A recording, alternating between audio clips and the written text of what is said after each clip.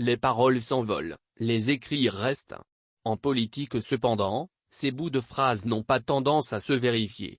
Dans la pratique, les paroles valent le même pesant d'or avec l'évolution de la technologie.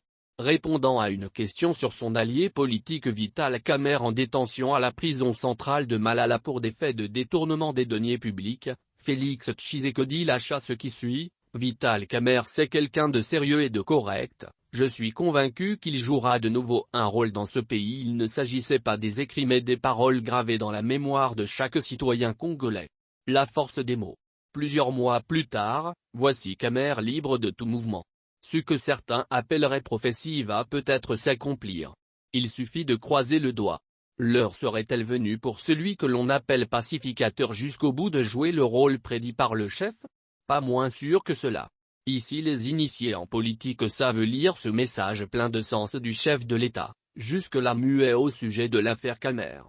Tshisekedi a donné le ton pour la libération de son compagnon d'armes lors de la présidentielle de 2018.